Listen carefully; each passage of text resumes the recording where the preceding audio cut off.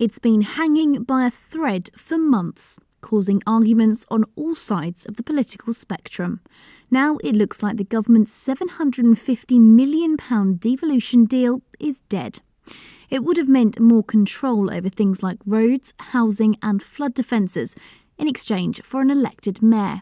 But last night, West Norfolk became the 5th district council in our county to vote against it, leaving just Broadland and South Norfolk the only remaining areas backing it. We're bound in the same county, but it's very disappointing that they've said no, so we can't say yes.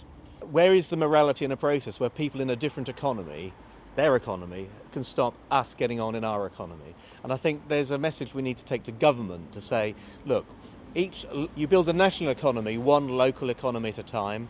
We want to get on in this area. Make sure we don't get left behind in the slow lane. Norwich, Great Yarmouth, North Norfolk and Breckland voted out back in June, mostly due to opposition for the proposals for a mayor. But it was hoped the deal could still go ahead without them. And now South Norfolk and Broadland might be tempted to do the same with Suffolk. Let's see that the dust settle next week and get a coalition of the willing together, people who recognise that growing the economy is the right thing to do, alongside training for youngsters and infrastructure, as well as housing.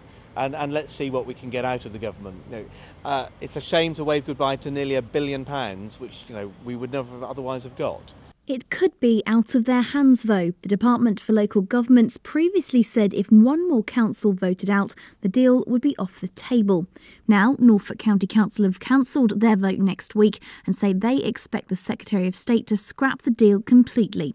Labour leader George Nobbs hopes the government will now think again about their offer. What I hope is that the government will stop trying to force artificial deals on councils and will try and talk about something which means something, which actually devolves real power to real regions. Start talking seriously to local governments about a solution to local governments' problems. That means giving us decision-making and money, but not the way they've been doing it in the past, not as a diktat. So still no definite answers, but in keeping with the whole of this debate, there's plenty of frustration, indignation and exasperation remaining. Lauren Hewitt, Mustard TV, Norwich.